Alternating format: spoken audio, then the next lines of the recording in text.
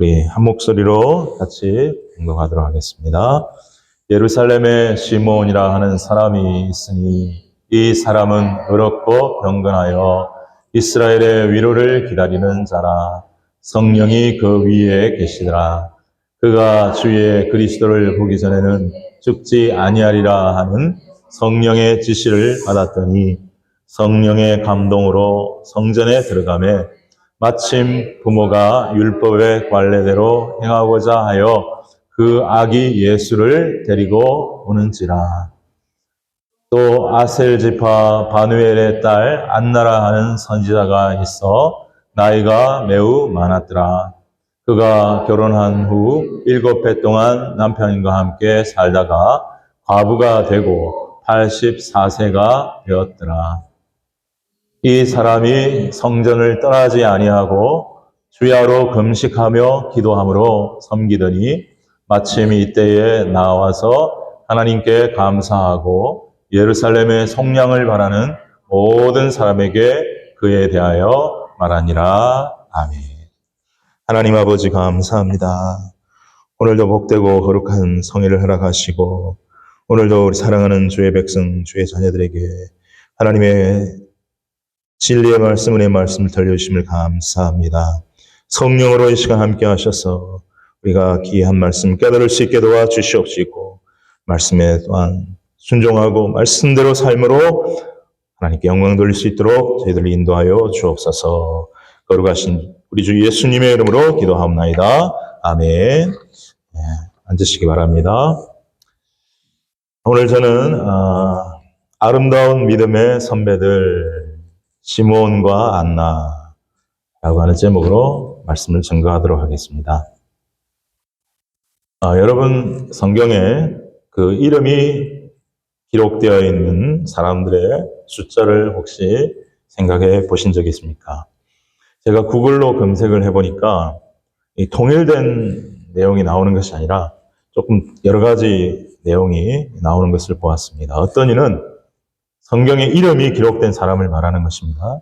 어떤 이는 한 2200명 정도라고 말하고 또 어떤 이는 한 3600명 정도라고 말하고 또 어떤 이는 2000명에서 3000명 사이라고 그렇게 말을 하고 있었습니다. 여기에다가 단지 이름만 나오는 사람, 여기에 보면 단지 이름만 되어 있는 사람들이 꽤 많습니다. 예를 들면 구약이나 신약의 족보 같은데 이름만 기록되어 있는 사람, 어떤 직무를 행할 때 이름만 기록된 사람들, 어디 포로에서 돌아온 사람들 중에 이름만 기록된 사람도 꽤 많고요. 그리고 이름이 나오지 않지만 분명히 좀 의미 있게 등장하는 사람들도 종종 있습니다. 우리 예를 들면 동방박사들 이름 안 나오지요? 의미 있는 분들이죠. 여기 우리 누가복음 2장의 목자들 이름 없지요? 그런 의미 있는 분들이죠. 예. 자, 이런 이름은 나오지 않지만은 그래도 중요한 역할을 감당하는 사람들까지 합치면 엄청난 사람이 될 것입니다. 근데 적어도 이름이 기록되었다는 것, 영광스러운 일이 아닌가. 성경에 이름이 기록되어 있다. 우리는 신약 성도들은 성경에 이름이 기록된 것을 우리는 그거는 불가능한 일이지만 하늘의 생명책에 이름이 기록되어 있음을 믿고 감사하며 살아가는 우리가 되어야 될 줄로 믿습니다. 아멘. 그런데 이 성경에, 구약과 신약 성경에 그 이름이 기록되어 있다고 하여 반드시 그가 하나님 앞에 선한 일을 하고 귀한 믿음을 갖고 있는 사람이다. 이렇게 말을 할 수는 없습니다. 대부분 많이 그런 경우가 있지만은 가끔 저 창세기에 나오는 가인 같은 사람, 또 니무롯 같은 사람, 또 우리가 잘 아는 사울왕 같은 사람, 그리고 나중에 우상 숭배를 심하게 했던 아왕과 그 아내 이세벨과 같은 사람, 또 예수님의 12제자 중에 예수님을 은 30냥에 팔아먹었던 가룟 유다 같은 사람, 이런 사람들 이름이 많이 기록되어 있고 꽤 분량이 할애되어 있지만 그 사람들 절대 하나님께 영광 돌린 사람들이 아니죠. 그러나 성경에 기록된 그 이름이 기록된 분들 중에 우리에게 믿음의 본이 되고 도전을 주는 귀한 분들이 많이 있습니다. 그런 분들을 우리는 아름다운 본받을 만한 믿음의 선배님들이다 이렇게 이야기를 할 수가 있겠죠. 자, 예수 믿는 우리가 궁극적으로 가장 본받고 닮아야 하고 따라야 할 분은 예수님입니다. 아멘. 그 예수님을 우리가 따라야 한다, 닮아야 한다는 것은 그건 아무런 어떤 반대가 없는 너무나도 확실한 것입니다. 그러면서도 우리가 성경에 나오는 훌륭한 믿음의 사람들을 본받고 도전받고 따르고자 하는 건 또 그 귀한 일입니다.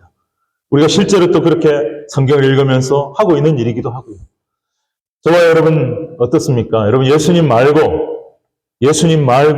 여러분의 성경에서 어떤 사람을 읽을 때, 어떤 사람에 대해서 읽을 때 참 존경이 되고 참 감동이 되고 이분처럼 살면 좋겠다. 그런 분들이 있습니까? 저에게도 있고 여러분들에게도 있을 줄 압니다. 자, 오늘 우리가 읽은 본문에 나오는 이 두 사람, 저의 말씀 계속 묵상하면서 계속 생각하고 또 묵상하는 가운데 시몬과 안나라고 하는 두 사람이죠. 이분들이 굉장히 저에게 많은 도전을 주더라고요. 그래서 오늘 이 시몬과 안나에 대해서 아름다운 믿음의 선배들이라는 제목으로 여러분과 함께 말씀의 은혜를 나누기를 원합니다.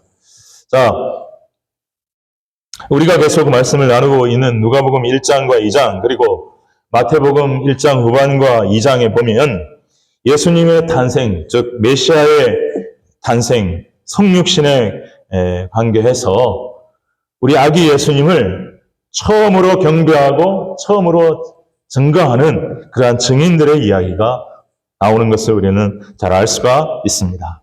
시간 순서로 좀 제가 생각해서 말씀을 드리면 첫 번째로는 누굽니까? 베들레헴 그 지경의 밤의 들판에서 양을 치던 목자들. 그렇죠? 그리고 시간 상황으로 생각했을 때 예루살렘 성전에서 아기 예수님을 만난 시므온과 안나. 그리고 그 이후에 베들레헴에서 아기 예수를 경배했던 그 동방 박사들, 페르시아에서 왔을 거라고 추정하죠. 별을 하나님이 보내주신 하나님이 허락하신 그 별을 따라온 동방 박사들.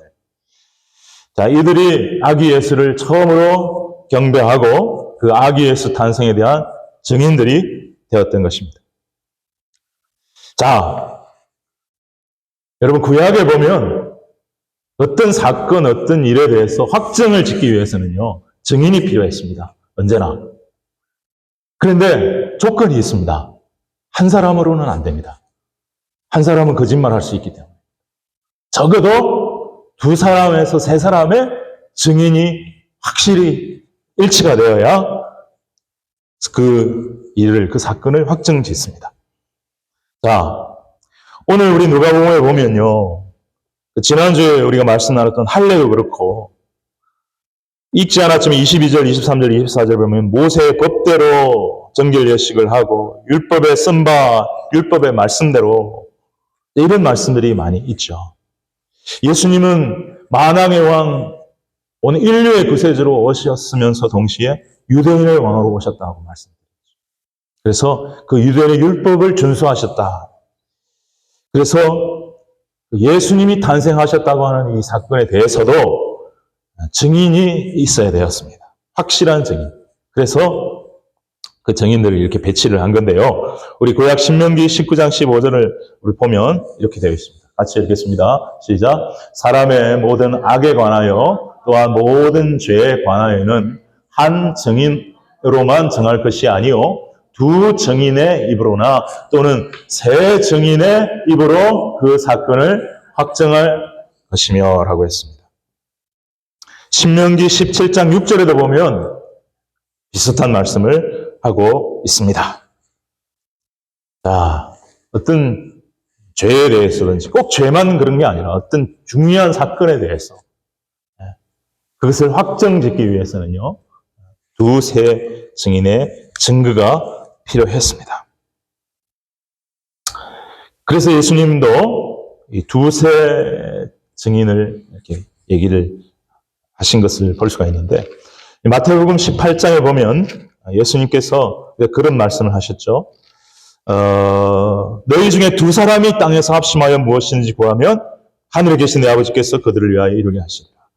두세 사람이 내 이름으로 모인 곳에는 나도 그들 중에 있느니라. 할렐루야.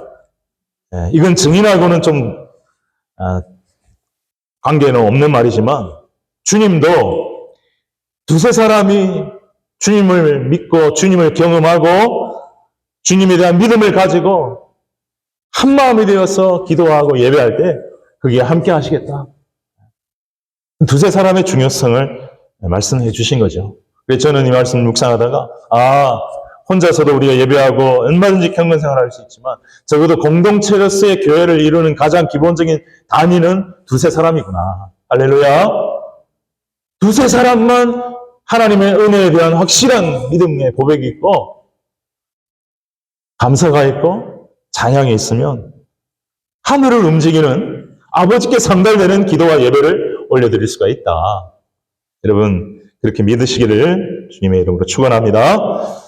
예수님이 이 증인의 효력 두 사람 이상 이거 아셨기 때문에 예수님이 제자들을 이렇게 전도하러 보낼 때도 보면 둘씩 이렇게 짝을 보내시는 경우가 있었어요. 마가복음 6장 7절 이하에 보면 잘 나와 있습니다. 시작. 12제자를 부르사 둘씩 보내시며 더러운 귀신을 제어하는 권능을 주셨다. 둘씩 이렇게 제자들을 묶어서 보내셨어요. 믿음이 둘 다 좋은 사람을 보내실 수도 있고 한 사람이 믿음이 강하고 한 사람이 믿음이 약하면 그 믿음이 약한 사람이 그 믿음이 강한 사람의 증거를 보면서 도전을 받고 배울 수 있고 예수님은 아무리 생각해도 믿음이 약한 두 사람 보내지는 않았을 거예요. 이렇게 예수님이 구세주라는 걸 증거하기 위해서도 증인이 되기 위해서도 둘씩 보내시는 일을 하셨다. 누가복음 10장 1절에도 보면 이런 말씀이 나옵니다. 시작. 그 후에 예수께서 따로 70인을 세우사 친히 가시려는 각 동네와 각 지역으로 둘씩 앞서 보내시며 그랬습니다. 예수님의 12제자 외에 70명의 제자들도 있었어요. 그분들을 또 복음 전도하고 이렇게 할 때 예수님이 전도하러 가기 전에 그분들을 먼저 둘씩 또 2by2 돼 있죠. 보내서 먼저 전거하게 하고 주의 길을 예배하는 그 세례요한처럼 먼저 가게 했다라. 두 사람이 다니면 한 사람이 전거하는 것보다 힘이 있어요.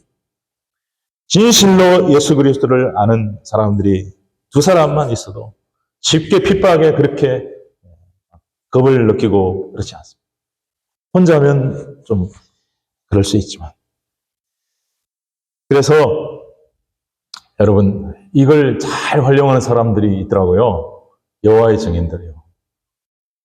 어제도 저한테 왔어요. 지지난 주인가도 한국분 세 분이 남자분이 왔어요. 제가 잘 곱게 이야기해서 보냈습니다. 어제는 캐네디언인데 좀 엄마는 흑인이고 둘 다 딸도 흑인인데 엄마하고 딸하고 둘이 왔더라고요. 내가 이렇게 조금 얘기를 하다가 잘 타일렀는데 물어보니 어떻게 여호와의 증인을 믿게 됐냐. 우리 일반적 기독교와는 교리가 좀 다르다. 안타깝지만 당신들이 믿는 예수는 우리가 믿는 예수가 좀 달라요. 그랬더니 그 엄마가 하는 말이 자기 엄마가 여호와의 증인을 믿어서 그리 됐다. 그 딸을 데리고 와서 그렇게 증인을 하더라고요. 여러분 잘못된 교리, 잘못된 믿음을 전하는 여호와의 증인들도 두세 사람이 다니면서 뭉치고 다니면서 서로를 위로하고 격려하는 그런 모습들을 보았습니다. 여기서 우리는 본받을 게 있다고 생각합니다.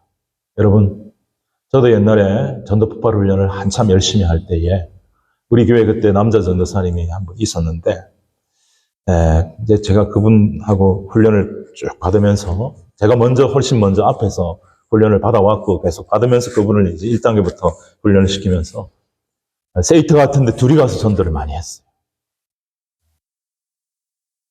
중국 학생들한테도 전하고 하여튼 그 둘이 갈 때 든든함이 있어요. 혼자 가면 아무래도 외로워. 둘이 가서 복음을 전하고 함께 지금 돌이켜보니까 참 그때 참 은혜도 많이 받고 좋았는데 그런 생각이 들더라고요. 사랑하는 여러분, 예수님을 전하고 싶죠. 누구든지 우리가 진실한 그리스도인이라면 예수를 전하고 싶을 것입니다. 근데 왠지 혼자 전하기가 부담스럽다. 기도하시기 바랍니다. 누구랑 같이 힘을 합쳐서 전하면 좋겠습니다. 주님, 성령님 인도해 주시옵소서. 그게 우리 성경이 말하는 방법이고 예수님이 가르쳐준 방법이라는 것입니다. 그래서 뭐 예를 들면 차가 없는데 한 분이 도와줄 수 있으면 그분 차를 타고 다니면서 전도를 할 수 있어요. 시간을 맞추면. 여러분 이렇게 두 사람의 증인을 예수님이 세우셨고 각각 다니면서 복음을 전하게 하셨다. 자, 오늘 제가 말씀드리고자 하는 것은 이 목자들이라고 되어 있기 때문에 적어도 2-3명 이상이겠죠? 그죠? 목자 한 사람 아닙니다. 그 한 사람의 증인의 말은 믿을 수가 없어요. 그거 진짜 착각을 해서 뭔가 몽상에 빠진 건지도 모르니까. 그래 2-3사람은 같이 봤기 때문에 아닙니다. 그리고 시몬과 안나, 이 사람들이 전에부터 알고 있었는지 모르고 있었는지는 모릅니다. 그러나 굉장히 경건한 사람들이었다는 걸 우리가 알 수가 있습니다. 그래서 시몬만 또 해도 한 명밖에 안 되잖아요. 하나님은 기가 막힌 섭리 가운데 다 엮어놓으신 거예요.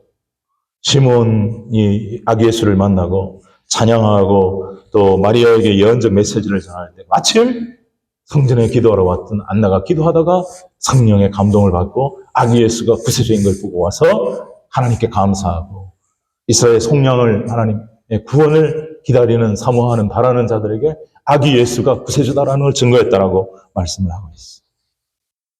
2명을 만나요. 예루살렘에서 베들레헴의 목자들 2-3명 이상 예루살렘 성전에서 2명이 또 증인이 된 거예요. 그리고 나중에 동방박사들이 또 베들레헴으로 가서 동방박사들이라고 되어 있으니까 또 반드시 2-3명 이상이겠죠? 그죠? 우리는 황금, 유황, 모약을 드렸다 해서 3명이라 말하지만 3명이라는 거는 성경에 어디에도 없습니다. 2명인지 3명인지 4명인지 5명인지 모르지만 어쨌든 꽤 여러 명이 왔어요. 그들이 증인이 된 거예요. 그리고 그 지역도 중요합니다. 베들레헴에서 목자들과 동방박사가 증인이 되었고 예루살렘에서 또 성전에 예루살렘에 있는 그 중심의 성전에서 시몬과 안나가 증인이 되었지요. 베들레헴이 어디입니까? 다윗의 출생지, 다윗이 고향, 다윗이 자랑.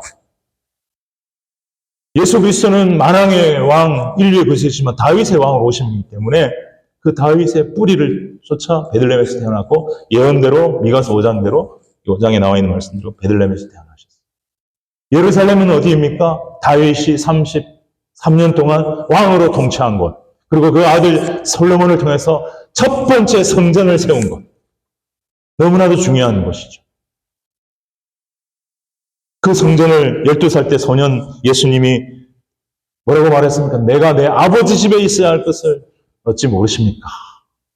자기 아버지 집. 자, 이렇게 장소 하나하나까지 하나님께서 아주 치밀하게 다 섭리하셔서 거기서 만나게 하시고 거기서 증거하게 하시고 저 이런 것들을 이번에 처음 묵상하고 생각하면서 엄청난 도전을 받았습니다. 와, 우리 하나님이 엄청나게 치밀하시게 섭리하시고 계획하시고 실행하시는구나. 할렐루야. 하나님은 얼렁뚱땅 하시는 분 아닙니다, 여러분. 하나님은 예수님이 그렇게 말했잖아요. 머리털까지 하나 세신다. 예수님이 그 머리털 세시면 하나님 더 하십니다. 아주 치밀하십니다. 하나님이 나 같은 사람, 아무것도 아닌 사람, 수많은 사람들 중에 그리스도인들 중에서도 수많은 그리스도인들 중에서 하나밖에 안 되는 나 같은 사람의 사정을 아실까? 아니요, 아셔요. 치밀하게 아시고 세밀하게 알으시고 우리의 신음소리조차도 우리의 염려와 걱정과 근심 하나님을 향한 근심, 세상 근심 다 알고 계시는 분이 우리 하나님이신 줄 믿으시기를 바랍니다. 아멘. 자, 이렇게 왜 증인들을 철저하게 세우셨을까? 정말 나중에 부인하지 못하게 만들도록. 부인하지 못하게 만들도록.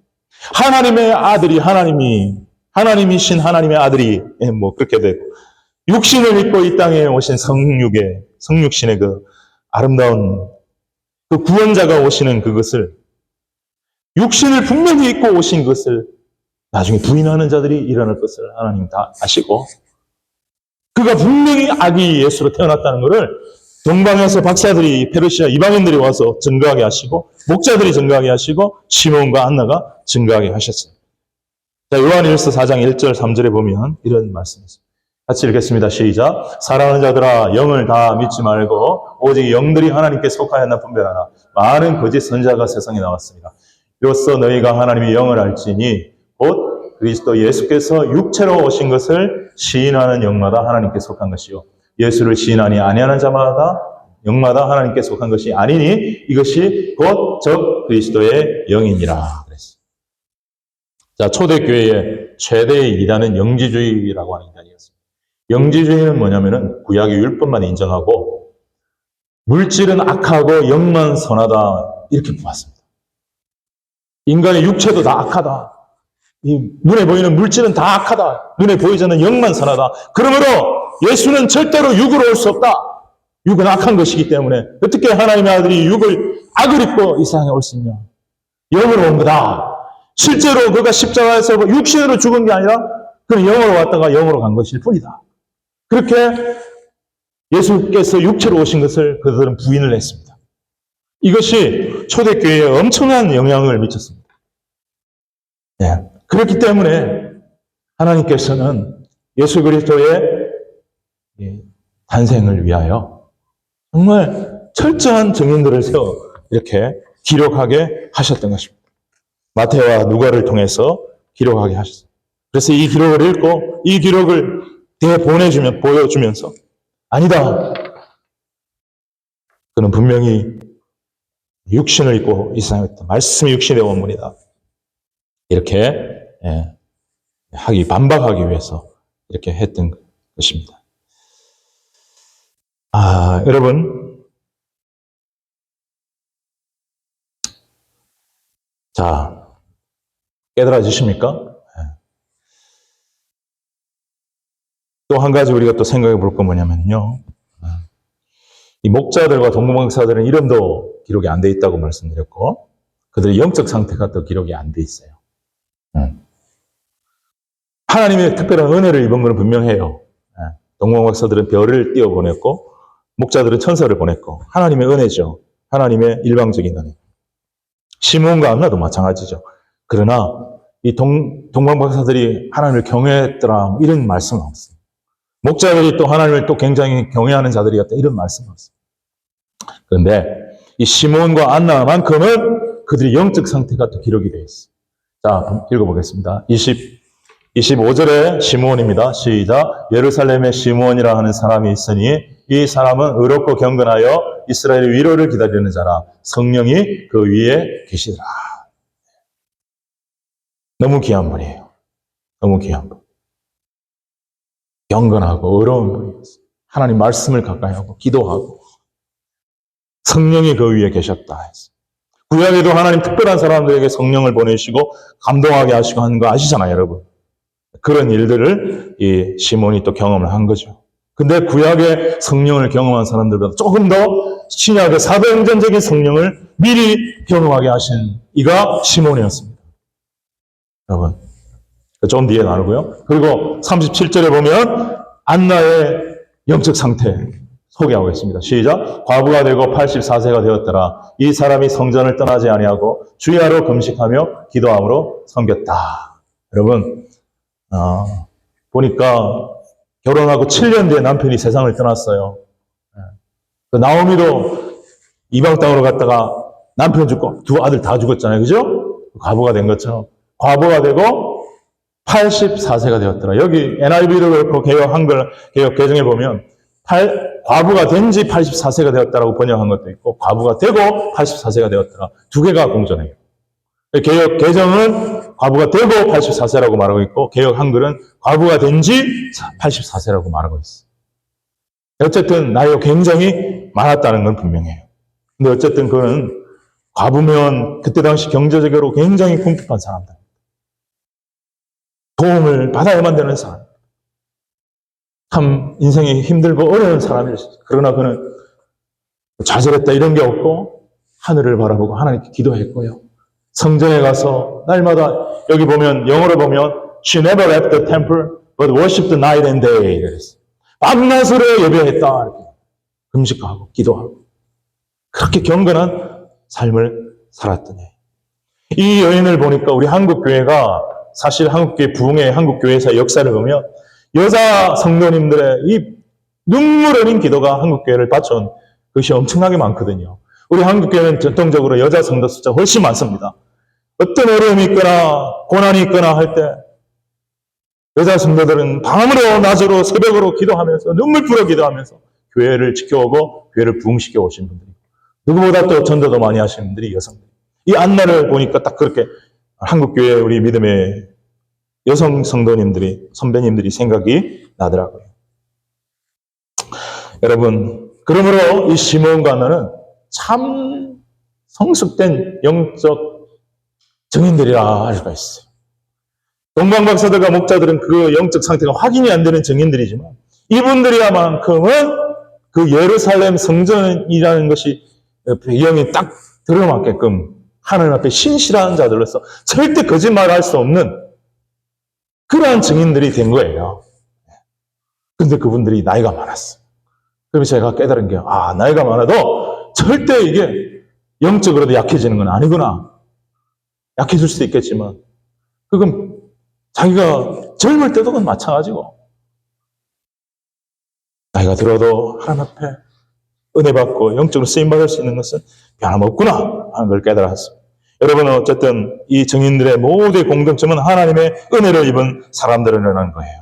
천사의 인도를 받았건 별의 인도를 받았건 성령의 인도를 받았건 간에 하나님의 은혜를 입은 자들이라는 거예요. 그리고 또 한 가지 우리가 생각해 볼 것은 이 동방박사들은 영적인 그 신비로운 구세주가 아기로 온 이 탄생을 경험하고 본 그 놀라운 하늘의 영적 계시적인 비밀을 같이 경험하고 공유한 사람들이 되었습니다. 할렐루야. 아멘. 이 두세 사람, 서너 사람은요, 고향으로 가도 그 경험을 잊을 수가 없는 거예요. 아기 예수, 별이 인도해서 인류의 메시아를 경험한 그 경험을 잊을 수가 없는 거예요. 그래서 늘 서로 얘기하고 사람들한테 얘기도 했겠지만 사람들은 안 믿는 사람들이 많았을 거예요. 무슨 허황된 소리를 하냐. 그러나 그분들은 비밀을 공유한 사람들이었어요. 아멘입니까? 목자들도 마찬가지예요. 그들은 배운 것이 별로 없었던 사람이었을 것입니다. 지식인이 아니었습니다. 고상한 종교인도 아니었습니다. 근데 천사가 어느 날 갑자기 와서 그들을 선택해갖고 보여주고 들려주고 가라 볼 것이다 만날 것이다. 그래 갔더니 만나고 보고 알고 그러니 그들도 그 아기 예수를 만난 경험을 평생 잊을 수가 없는 것이지요. 아멘입니까? 그 아기 예수를 만난 비밀을 그 목자들도 공유하는 거예요. 사람들한테 말을 하겠죠. 전파하겠죠. 그러나 믿지 않는 사람도 많았을 겁니다. 네가 꿈꾼 거야. 그러나 그들만큼은 그것이 진실이었고 확실했다는 비밀을 공유한 사람들이 되었다는 거죠. 증인은 비밀을 공유한 사람들입니다. 할렐루야. 시므온과 안나도 자기의 두 눈으로 아기 예수를 만나고 안고 경험한 걸 여러분 평생 잊을 수 있겠습니다. 시므온 같은 경우는 성령이 네가 죽기 전에 메시아를 만날 것이라는 계시를 받았잖아요. 그렇죠? 그리고 기다려왔던 자는 얼마나 간절히 기다려왔겠어요. 그 기다림의 보람에 열매가 아기 예수를 안는 거로 왔을 때. 그리고 시몬 안나도 84세가 되도록 성전에서 기도하며 예루살렘의 속량을 사모하고 바랬다 그랬거든요. 그것도 구원자를 기다린 거예요. 마침내 아기 예수를 보았을 때에 이분들은 비밀을 공유하게 돼요. 그 예루살렘에 떵떵거리는 그 권력자들이나 종교 지도자들도 아니고 연약한 노인이 아기 예수를 영접하고 아기 예수에 대한 증인이 되는 하늘의 영적 비밀을 공유하는 공유자들이 되어버린 거예요. 여러분 상상해 보십시오. 이 성전에서 시몬과 안나가 딱 아기 예수와 아기 예수를 데리고 오는 마리아와 요셉 딱 만나서 일이 이루어지고 성경은 그 뒤에는 얘기를 하고 있지 않는데 여러분 그걸로 안녕하고 왔겠습니까? 시몬과 안나의 영적 교제가 아마 시작됐지 않습니까? 그리고 함께 힘을 합쳐서 전도했었어요. 그러면서 저는 그런 생각도 들더라고요. 이 사람들이 뭐 했을까요? 동무목사들 기다렸을 것입니다. 그 아기 예수가 어떻게 될 것인가? 목자들도 기다렸을 것입니다. 이 아기 예수가 어떻게 될 것인가? 이 시몬과 안나도 기다렸을 것입니다. 이 아기 예수가 어떻게 될 것인가? 근데 안타깝게도 시몬과 안나는 나이가 너무 많았기 때문에 아마 일찍 죽고 예수님의 공생애도 보지 못하고 죽었을 확률이 굉장히 높죠. 그러나 저는 그런 생각이 들더라고요. 목자들 중에는 20대도 있었을 것이고 30대도 있었을 것이기 때문에 예수 그리스도의 십자가와 부활도 경험하고 듣고 믿고 확실히 구원받는 자들도 있었을 것이다. 할렐루야. 네. 여러분 다시 한번 말씀드리지만 예수 그리스도가 태어난 첫 번째 이 크리스마스의 증인들은 비밀을 공유한 사람들이었다. 그렇다고 한다면 우리는 어떠느냐? 우리도 비밀을 공유한 사람들이에요. 우리도 어떤 걸 갖고 있느냐? 우리도 잊을 수 없는 경험을 갖고 있는 사람들. 아기 예수를 만난 그 경험을 그들이 평생 잊을 수 없는 놀랍고 아름답고 귀한 경험으로 간직하고 갔을 것이고요. 우리 예수 믿는 사람은 어떤 사람들입니까? 부활하신 예수. 나의 죄를 위해 십자가에 죽으시고 부활하셔서 살아계신 예수를 만난 경험을 한 사람들입니다. 믿습니까? 그 경험을 잊을 수 있습니까? 평생 잊을 수 없어요. 그 기쁨을, 그 감격을 잊을 수 있나요? 없어요. 저는 절대 잊을 수 없어요. 그래서 누가복음에 보면 천사가 온 백성에게 미칠 큰 기쁨의 좋은 소식이라고. 그 기쁨을 주는 소식. 예수의 십자가의 죽음과 부활. 예수님을 만난 그 사건. 그 비밀을 우리는 간직한 사람들. 그 받은 은혜를 공유하는 사람들. 아까 똑같습니다. 아기 예수가 태어났고 아기 예수가 메시아다. 우리가 만났다. 사람들한테 얘기했을 때 안 믿는 사람들도 많았을 것입니다. 된 소리 하고 있다. 똑같습니다. 부활하신 예수. 나를 위해 죽으시고 우리 모두를 위해 죽으시고 부활하신 예수. 지금도 살아계신 예수를 내가 만났고 변화되었다. 전에도 믿지 않는 사람 많을 것입니다. 그러나 적어도 그 살아계신 예수를 부활의 예수를 구세주로 만나고 믿고 경험한 사람들은 공유할 수 있는 비밀이 있습니다. 기쁨이 있습니다. 감격이 있습니다. 이것이 증인들의 비밀이고 증인들의 감격이고 증인들의 동지의 예인 줄 믿습니다. 할렐루야. 진짜 예수를 만나서 변화된 사람들은 두 사람이 모여서 그 감격을 나누면서 전하는 거예요. 믿든 믿지 않든 듣든 듣지 않든 그러면서 좀 믿음이 식었던 사람은 아직도 믿음이 좋은 사람, 성령 충만한 사람에게 영향을 받아서 뜨거워지고 이런 역사들이 일어나는 그걸 전도 폭발을 통해서 제가 많이 보게 되었던 것입니다. 사랑하는 여러분이요. 우리를 부활의 증인으로 복음의 증인으로 부르십니다. 시몬과 안나가 경건하고 신실한 사람들이었던 것처럼 우리도 더욱더 세상의 죄를 따라가지 말고 육신을 따라가지 말고 성령을 따라서 어렵고 경건한 삶을 살아가며 복음을 전하는 삶을 살아갈 때에 우리에게 성령의 기름을 더욱더 부어주시고 충만하게 하셔서 영광스러운 복음을 전하는 일에 귀하게 쓰임받게 하시는 하나님의 은혜의 역사를 경험하게 해 주실 줄로 믿습니다. 그런 은혜와 축복이 올 한 해 저와 여러분에게 있게 되기를 소망합니다. 나 혼자 하기 힘들면 아까 말했잖아요. 두세 사람하고 하면 된다니까요. 그런 걸 우리가 계획하고 실행에 옮겨야 되겠다 생각합니다. 왜냐 너무 귀한 일입니다. 혼자 하기는 힘들어도 두세 사람이면 할 수 있어요. 네. 자, 두 번째는 시몬에게서 받은 영적 감동 도전을 간단하게 말씀을 드리겠습니다. 이 시몬이 아까도 말씀드렸지만 구약 성경에 특별한 사람들이 성령의 은혜를 힘입고는 했는데 그와 마찬가지로 성령의 은혜를 힘입었는데 그 은혜 받은 것이 신약의 사도행전에 나오는 사도들의 성령의 은혜를 받은 거하고 별반 다르지 않는 그런 은혜를 받았다는 거예요. 그게 참 도전이 되더라고요.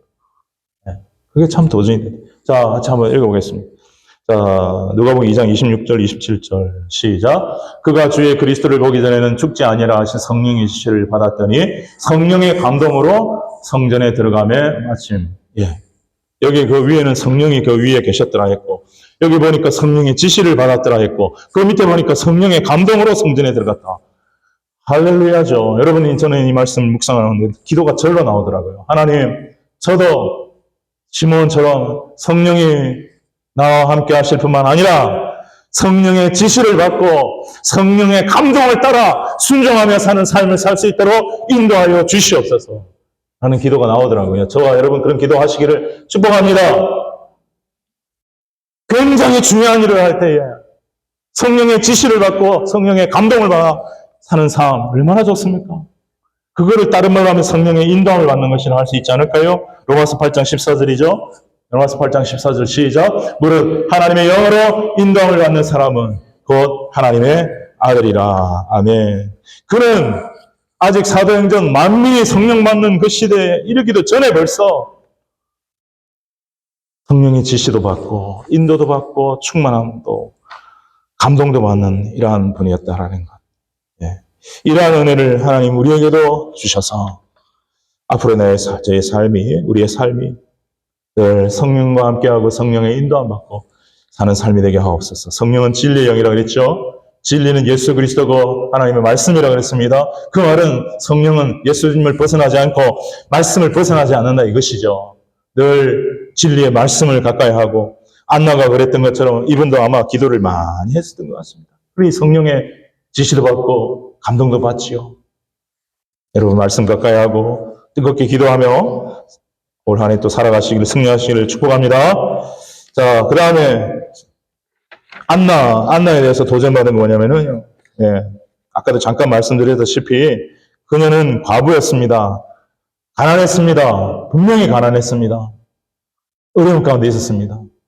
절박함 가운데 있었습니다. 고난 가운데 있었습니다.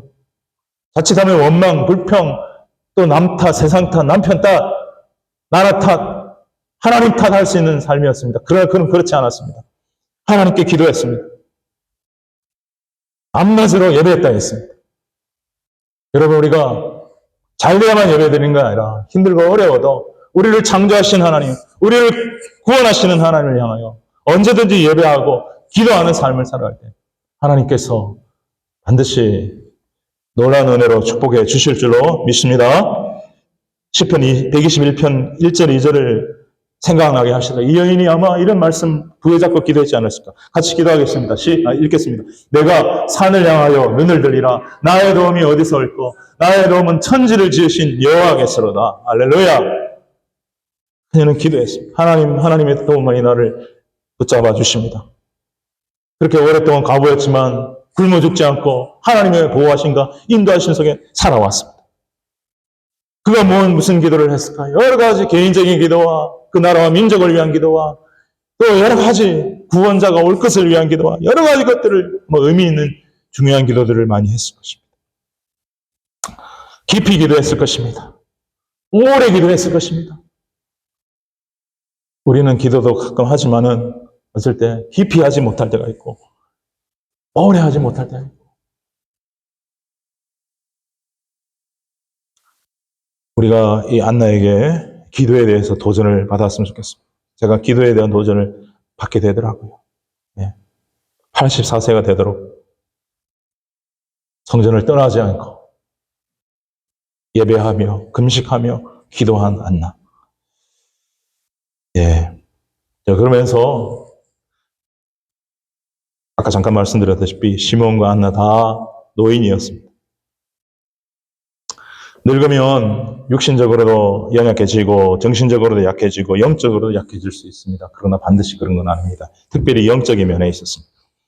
여러분 다윗도 나이가 들어서 영적으로 좀 쇠퇴하고 타락한 면이 있고 그 아들 솔로몬은 훨씬 더 나이가 들어서 우상 숭배하면서 타락한 면이 있고 이런 모습들을 보이지만 오늘 시몬과 안나를 보십시오.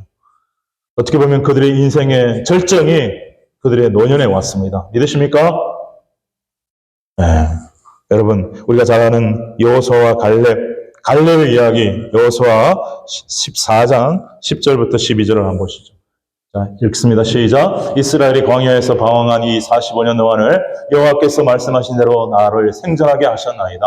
오늘 내가 85세로 돼 모세가 나를 보내던 날과 같이 오늘도 내가 여전히 강건하니 내 힘이 그때나 지금이나 같아서 싸움에나 출입에 감당할 수 있으니 그날에 여호와께서 말씀하신 이 산지를 지금 내게 주소서. 아멘. 자, 안나는 84세라 했는데 이 갈렙은 85세지만 나는 아직도 괜찮습니다. 할 수 있습니다. 이 산지를 내게 주십시오. 이 산지를 내게 주십시오.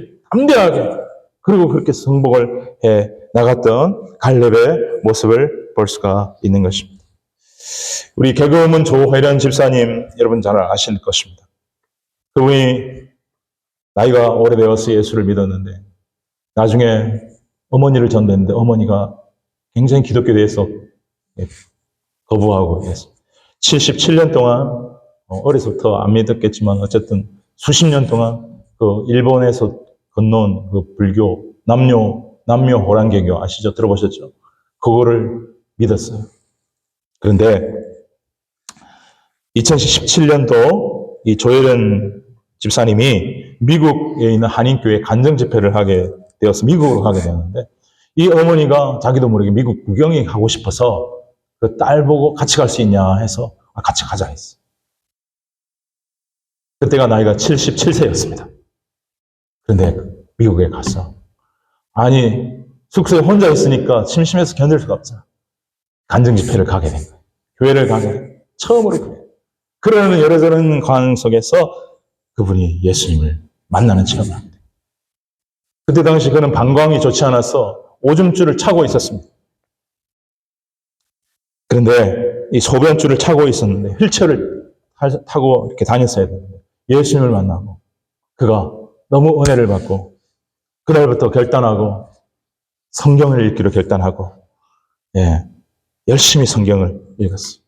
한 달에 한 번 정도 읽는 걸로 성경을 열심히 읽는데 한 5번인가 읽었는데 그 방광의 문제가 사라져버렸어요.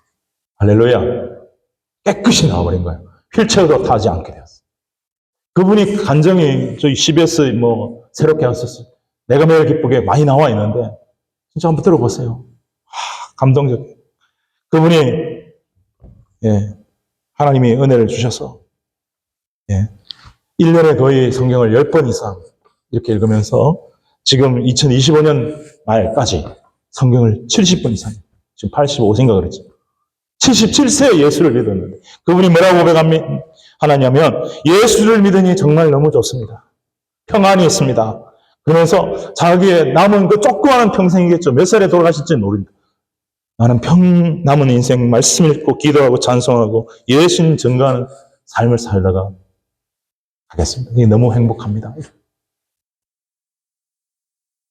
여러분,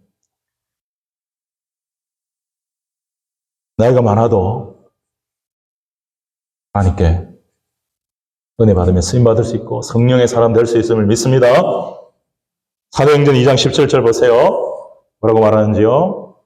하나님이 말씀하시기를 말세에 내가 내 영을 모든 육체에 보여주니 같이 읽습니다. 너희의 자녀들은 예언할 것이요 너희의 젊은이들은 환상을 보고 너희의 늙은이들은 꿈을 꾸리라. 성령께서 역사하시는 사람은 자녀들도 되고 젊은이들도 되지만 늙은이도 된다라고 말씀하고 있는 겁니다. 할렐루야!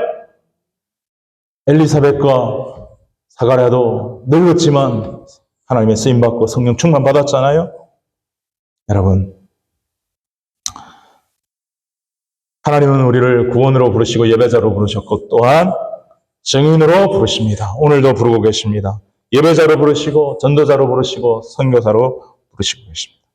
그 부르심에 합당하게 응답하시고 시몬과 안나처럼 성령의 사람 될 수 있게 하옵소서. 평생에 예배하며 기도하며 예수님의 복음의 증인 되어서 우리 마지막 누가복음 2장 20절 읽으면서 마치기를 원하는데 목자들이 하나님께 영광 돌렸던 것처럼 읽습니다. 시작. 목자들은 자기들에게 이르던 바와 같이 듣고 그 모든 것으로 인하여 하나님께 영광을 돌리고 찬송하며 돌아가니라 그랬어요. 여러분 정말 구원받은 예배자로서 우리가 삶을 아름답게 살고 증인으로서 복음의 증인으로 부활의 증인으로 우리가 신실하게 살아가고 시몬처럼 성령의 사람으로 살아가고 안나처럼 기도의 사람으로 살아가면 우리가 정말 하나님께 영광을 돌리고 기쁨이 충만하고 찬송과 그 감사가 끊이지 않는 그러한 복된 삶을 우리가 살아가는 은혜가 있게 될 줄로 믿습니다. 올 한 해 그러한 은혜가 저와 여러분에게 충만하게 되시기를 주님의 이름으로 축원합니다. 아멘. 자, 우리 찬양하겠습니다. 우리 일어나셔서